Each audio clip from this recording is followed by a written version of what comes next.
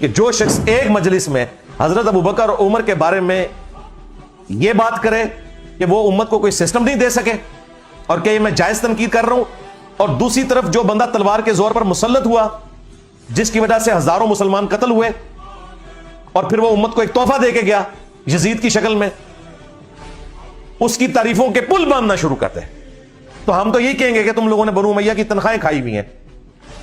اور میں تو ڈنکے کی چوٹ پہ کہتا ہوں کہ جس طرح بنی اسرائیل کو بچڑے کی محبت پلا دی گئی تھی نا، یہاں پہ اس امت میں بنو امیہ کی محبت ان لوگوں کو پلا دی گئی ہے۔ میں کوشش کرتا ہوں کہ اپنا نقطہ نظر واضح کر دوں، پھر عرض کر دوں کہ ہم نقطہ نظر ہی واضح کر سکتے ہیں، اس پہ غور کرنا، سوچنا یہ آپ کا کام ہے۔ آپ کوئی بات کہیں گے، میری ذمہ داری ہے کہ میں اس پر غور کروں اور دیانتداری کے ساتھ غور کرتا رہوں۔ زیادہ سے زیادہ کیا ہے، ہم تبادلہ خیالات کر سکتے ہیں، قائل ہو جانا یہ ضروری نہیں ہے، بلکہ قائل نہ ہونے کے لیے میری بات سن لیجیے عنایت کے ساتھ۔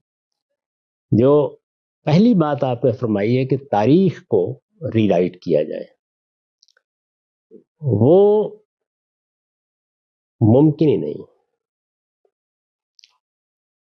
جو تاریخ اس وقت بن رہی ہے، اگر اس کے بارے میں آپ کوئی ایسا ورژن پیدا نہیں کر سکتے جس پر سب لوگ اتفاق کر لیں، تو 14 صدی پہلے کی تاریخ پر کیسے ہو جائے گا؟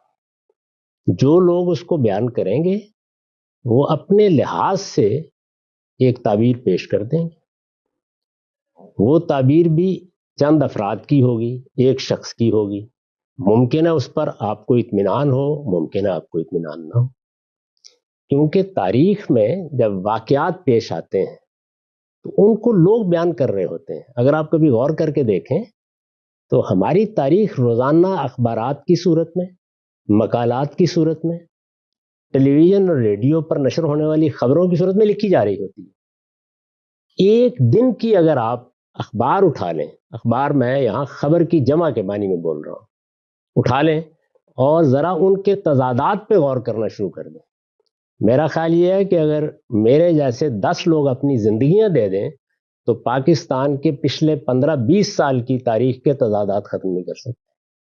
اس وجہ سے تاریخ کے معاملے میں وہی رویہ صحیح ہے جو ہمارے اسلاف نے اختیار کیا، کہ تاریخ کا دین سے کوئی تعلق نہیں۔ دین اللہ کی کتاب قرآن مجید اور پیغمبر کی سنت کی صورت میں جاری ہو چکا ہے، اس میں کسی اختلاف کا کوئی سوال ہی نہیں ہے۔ جس نے اس کو سمجھنا ہے براہ راست سمجھے، اس پر عمل پیرا ہو۔ تاریخ انسانوں سے بنتی ہے۔ میرے نزدیک ایک بڑی غلطی ہوئی ہے، وہ یہ ہے کہ بر صغیر میں خاص طور پر مسلمانوں کی تاریخ پر جو کتابیں لکھی گئیں اور دارالمصنفین نے جو لکھی وہ بھی اس میں شامل ہے، اس کا نام رکھا گیا تاریخ اسلام۔ یہ بدعت پہلی مرتبہ وجود میں آئی۔ مثال کے طور پر آپ کے ہاں تاریخ کی جو کلاسیکل کتابیں ہیں، کیا طبری نے اپنی تاریخ کا نام تاریخ اسلام رکھا ہے؟ کیا ابن کثیر نے البدایہ والنہایہ کا نام تاریخ اسلام رکھا ہے؟ کیا ابن اسیر نے الکامل کا نام تاریخ اسلام رکھا ہے؟ کیا ابن خلدون نے اپنی کتاب و لبر کا نام تاریخ اسلام رکھا ہے؟ کسی کے وہم میں بھی کبھی یہ بات نہیں آتی تھی۔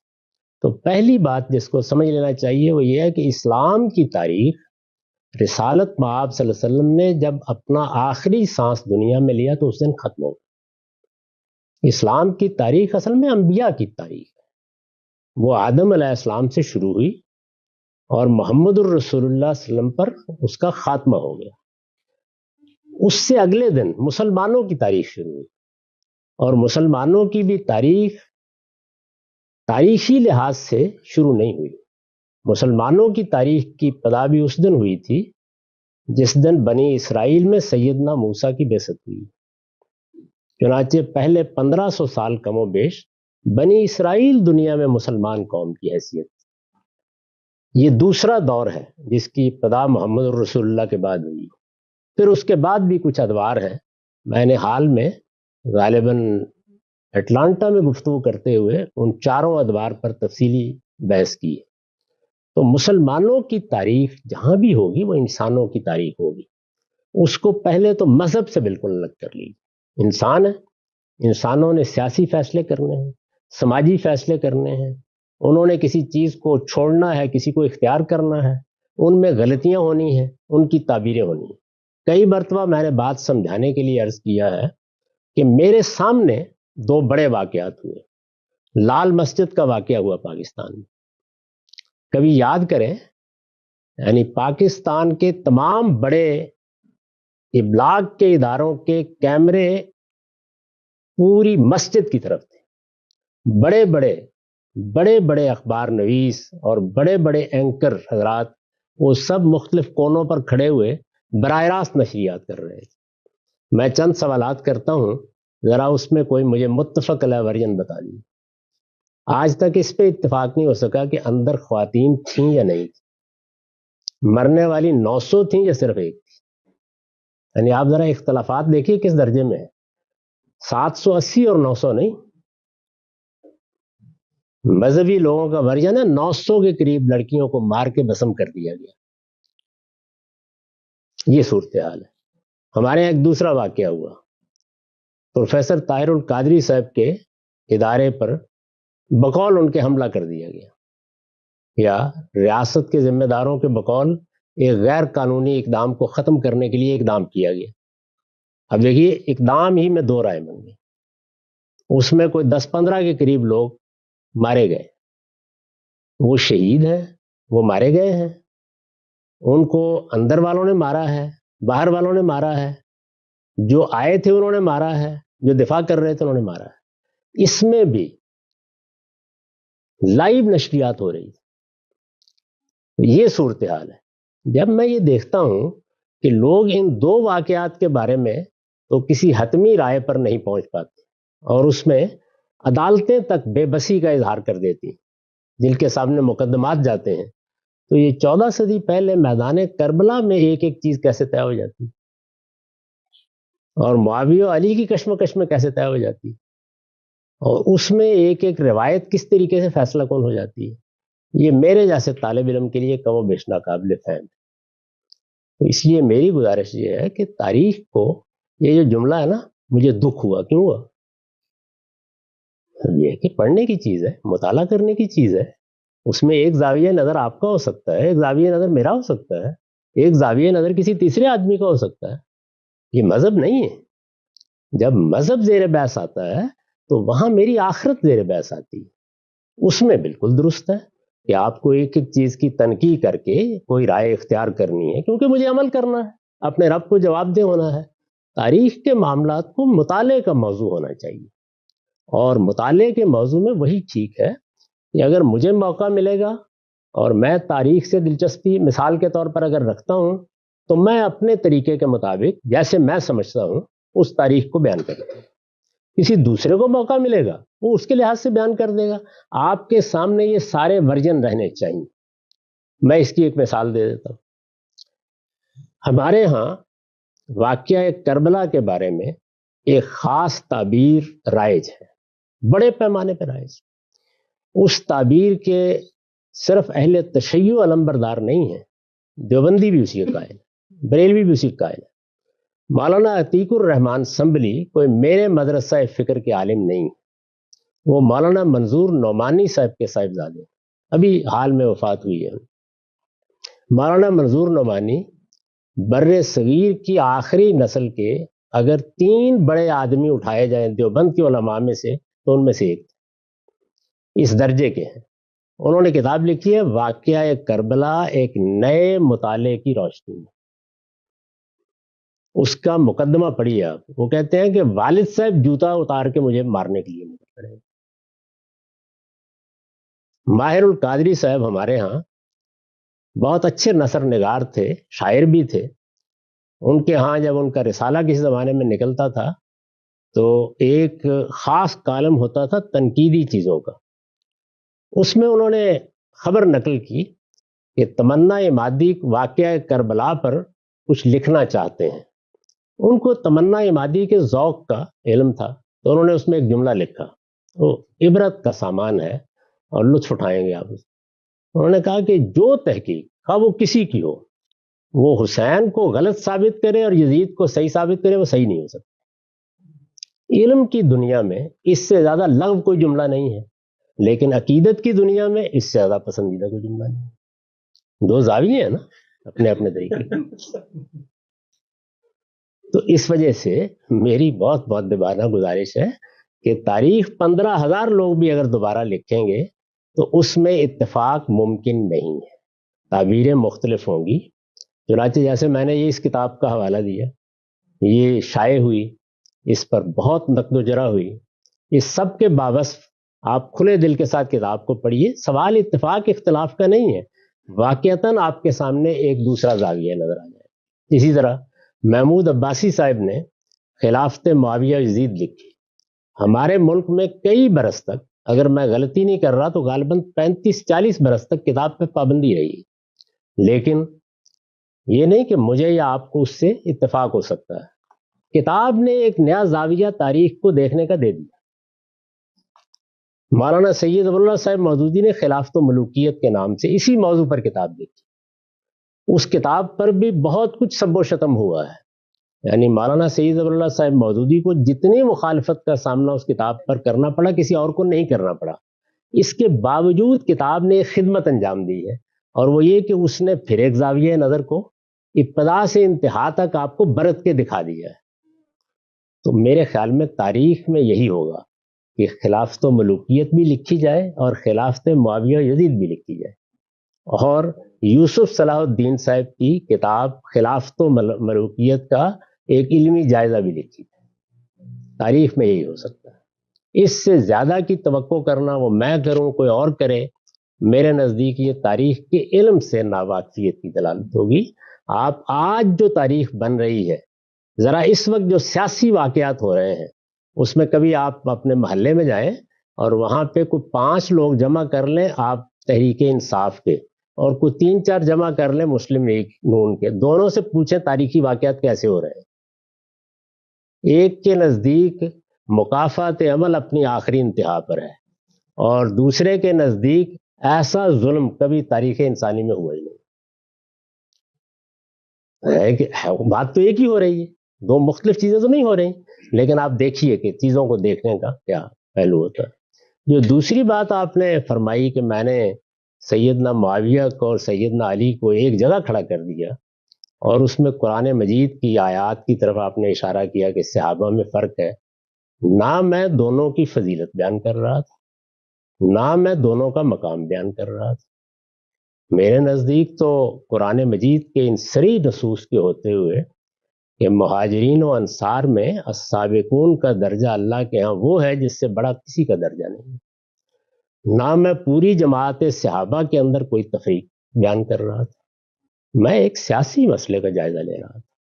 سیاسی مسئلے میں فضائل، آیات اور حدیثیں بہت معذرت کے ساتھ کوئی اہمیت نہیں رکھتی، سیاسی مسئلے کو سیاسی زاویے سے دیکھا جاتا ہے۔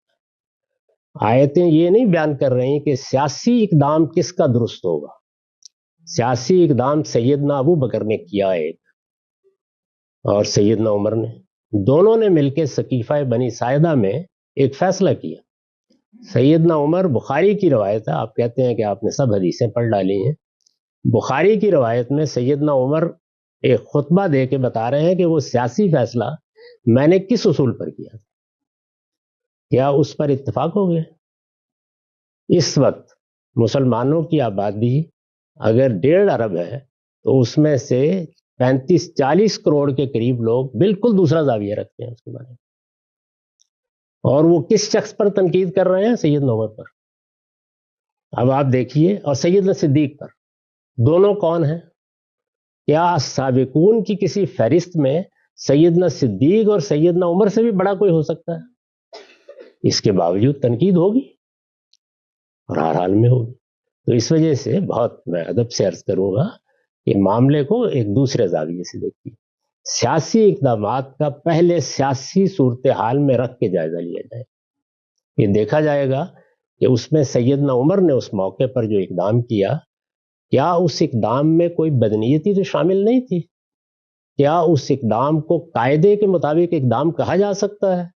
فرض کیجئے کہ میں تجزیہ کر کے اس نتیجے پر پہنچ گیا کہ یہ ایک باقاعدہ اقدام ہو گیا ہے، تو اب میں یہ نہیں دیکھوں گا کہ سیدنا عمر کے بارے میں آیت کیا کہتی، وہ اقدام بے قاعدہ ہی رہے۔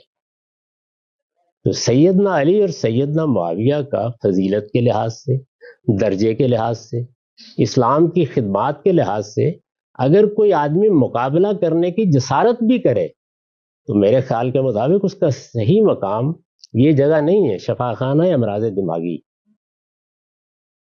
لیکن سیاسی اعتبار سے معاویہ رضی اللہ عنہ کی سیاسی بصیرت، ان کے سیاسی اقدامات کی حکمت اور ان کے سیاسی اقدامات کے نتائج کے مقابلے میں بہت معذرت کے ساتھ سیدنا علی کی کوئی حیثیت نہیں۔ یہ دو بالکل الگ الگ چیزیں، اور دونوں کو الگ الگ طریقوں سے دیکھنا چاہیے۔ جب میں کسی سیاسی رہنما کے اقدامات کا جائزہ لوں گا تو وہاں قائد اعظم کا تقابل مولانا سید ابراللہ صاحب مودودی یا مولانا حسین احمد مدنی سے کرنے کا یہ ہرگز مطلب نہیں ہوگا کہ مولانا حسین احمد مدنی اور قائد اعظم ایک جیسے متقی اور پرہیزگار ہیں کہ نہیں۔ قائد اعظم کے اقدامات کو اس معاملے میں اور مولانا حسین احمد مدنی کے اقدامات کو اس معاملے میں خالص سیاسی نقطہ نظر سے دیکھا جائے گا، اور مسلمانوں کی پوری قوم پاکستان میں اسی زاویے سے دیکھتی۔ اب آپ مجھے فیصلہ کر کے بتائیے کہ اگر کوئی آدمی یہ کہے کہ مولانا حسین احمد مدنی نے جو نقطہ نظر اختیار کیا تھا کہ ہندوستان کی تقسیم نہیں ہونی چاہیے، یہ صحیح تھا یا قائد اعظم کا نقطہ نظر صحیح تھا؟ اور فرض کیجئے کہ ایک آدمی یہ کہے کہ قائد اعظم کا نقطہ نظر صحیح تھا، اور آپ کہیں کہ تم کو حیا نہیں آتی، کتنے متقی اور پرہیزگار آدمی کا مقابلہ کس شخص سے کر رہے ہیں؟ یہ صحیح تنقید ہوگی۔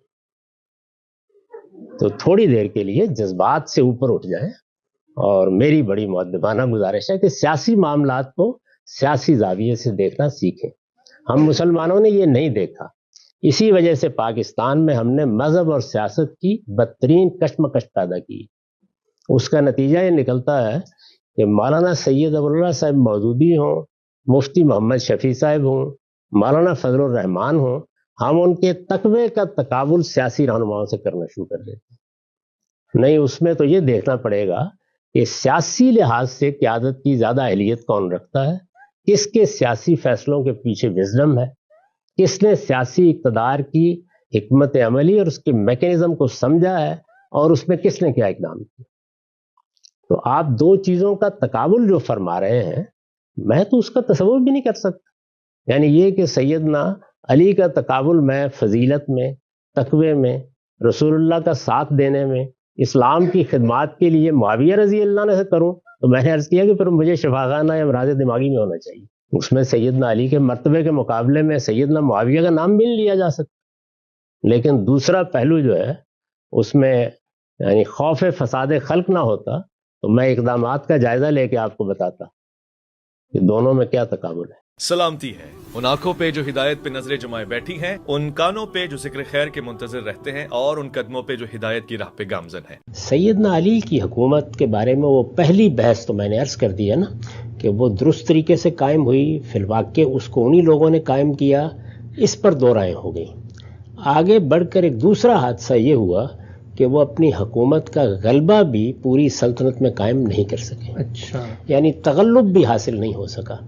اسی چیز کو بعض اوقات اس طرح بیان کیا جاتا ہے کہ وہ خلیفہ راشد بود ولے خلافت وہ منعقد نہ باشد، یعنی اپنی سیرت کے لحاظ سے، اپنے کردار کے لحاظ سے تو وہ ویسے ہی خلیفہ راشد تھے جیسے سیدنا ابو بکر تھے، جیسے سیدنا عمر تھے، لیکن حکومت کا انعقاد نہیں ہو سکا، یعنی اس کی رٹ قائم نہیں ہو سکی، اس کا غلبہ پوری سلطنت میں قائم نہیں ہو سکا۔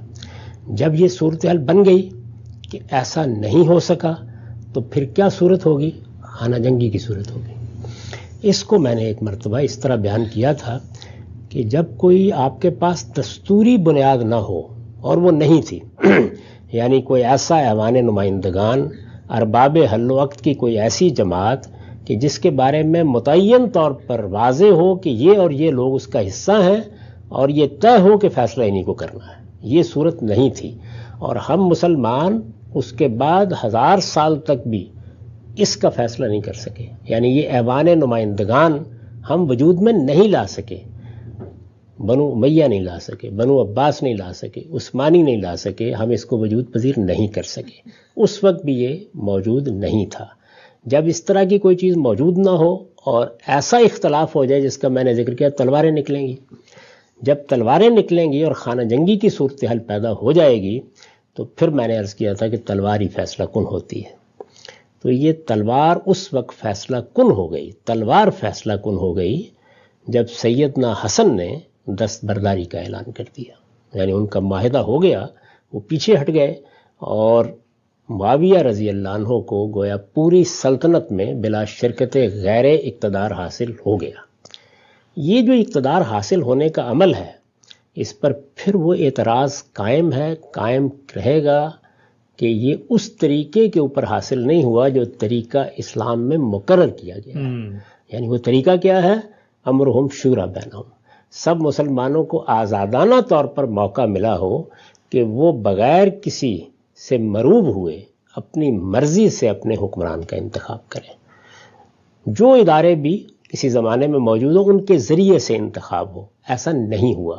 اس وجہ سے میں بارہا یہ توجہ دلا چکا ہوں کہ جب تک اس اصول کے مطابق حکومت قائم نہیں ہوگی وہ ڈی جیورو جائز حکومت نہیں ہوتی، لیکن جب وہ اپنا اقتدار قائم کر لیتی ہے تو اس کے غلبے کو سامنے رکھتے ہوئے اسے ڈی فیکٹو یا بالفعل مانا جاتا ہے۔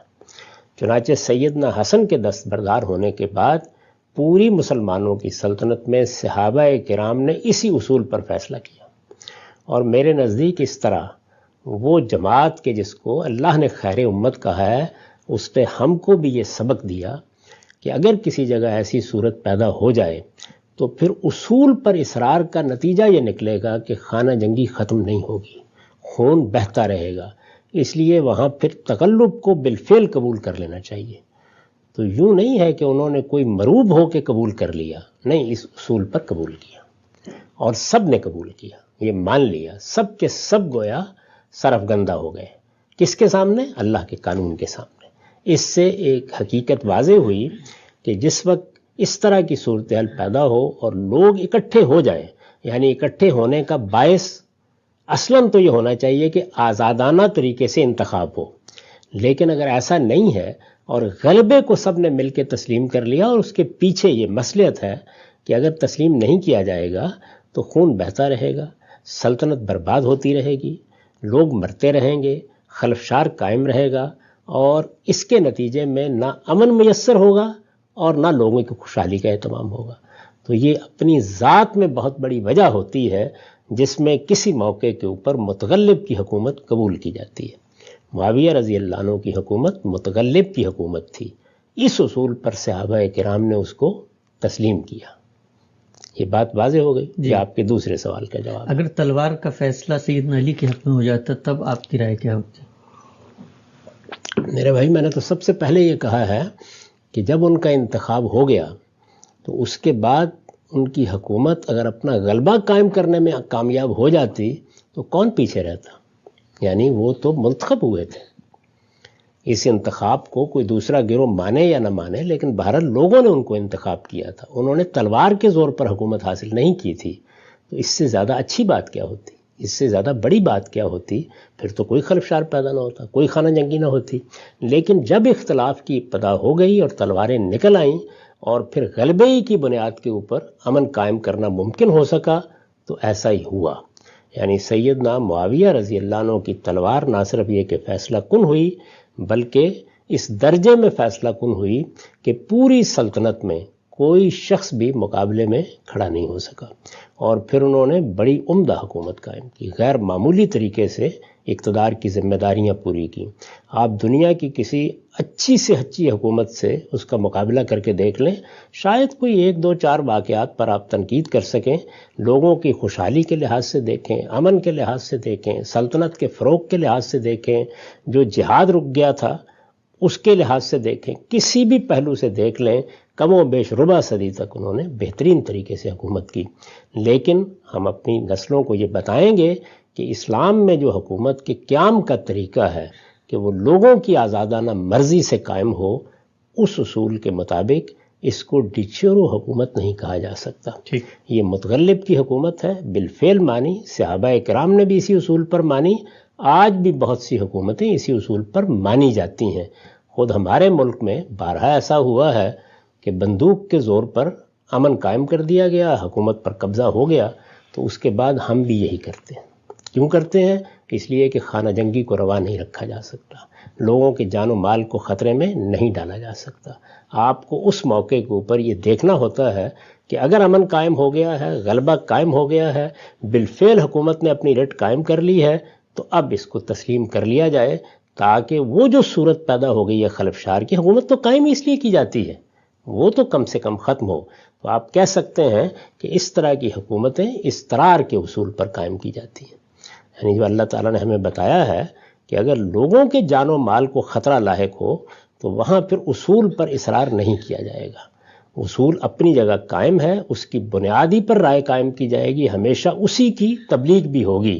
جس طرح کہ میں نے حوالہ دیا تھا کہ سیدنا عمر رضی اللہ عنہ نے اپنے آخری زمانے میں جو خطبہ دیا ہے، وہ خطبہ امام بخاری نے نقل کیا ہے. اس میں انہوں نے صاف صاف اعلان کر دیا کہ لا خلافت الا مشورۃ من المسلمین. یعنی قرآن مجید کہتا ہے کہ مسلمانوں، اور سب مسلمانوں، ان کی کسی خاص جماعت، ان کے کسی خاص گروہ کا ذکر نہیں کرتا. یہ نہیں کہتا کہ ان میں سے فلاں اور فلاں کی رائے سے، سب مسلمانوں کی رائے اور مشورے سے حکومت قائم ہوگی. اور انہوں نے کیا کہا؟ لا خلافت الا مشورۃ من المسلمین. یہ نہیں فرمایا کہ مہاجرین کے مشورے سے، یہ نہیں فرمایا انصار کے مشورے سے، یہ نہیں فرمایا کہ علماء کے مشورے سے، یہ فرمایا کہ ام مشورۃ من المسلمین. مسلمانوں کے مشورے کے بغیر اگر حکومت قائم ہوتی ہے تو وہ جائز حکومت نہیں ہوگی. تو حکومت کا جواز وہ تو اسی وقت ہوگا جب کہ وہ لوگوں کی آزادانہ مرضی سے قائم ہو. لیکن اگر کسی موقع پر تلوار نکل آئے اور وہاں کسی کو غلبہ حاصل ہو جائے اور اس کے بعد یہ اندازہ ہو کہ یہ غلبہ اس درجے میں قائم ہو گیا ہے کہ اب کوئی قابل ذکر مخالفت باقی نہیں رہی، لوگوں نے عام طور پر اسے تسلیم کر لیا ہے، تو اس کو متغلب کی حکومت کہا جائے گا. یہ بالفعل مانی جائے گی، اور اس کو ماننا کوئی بری بات نہیں ہے، بلکہ دین کا، ایمان کا تقاضا بھی یہی ہے کہ لوگوں کو خطرے میں نہ ڈالا جائے، اور اس طرح کے موقع پر اس کو مان لیا جائے، بالفعل مان لیا جائے، اور تبدیلی کی صحیح ہوتی رہے. تبدیلی سے کیا مراد ہے؟ یعنی یہ کہ اصل اصول کے مطابق حکومت کا کوئی نظم بن سکے. میں یہ عرض کر چکا ہوں کہ وہ ہم مسلمان نہ اس وقت بنا سکے، نہ اس کے بعد 1200 سال تک بنا سکے ہیں. وہ اصل میں اہل مغرب نے بنایا ہے، اور اب ہم اسی کی پیروی کی کوشش کر رہے ہیں مختلف ملکوں میں.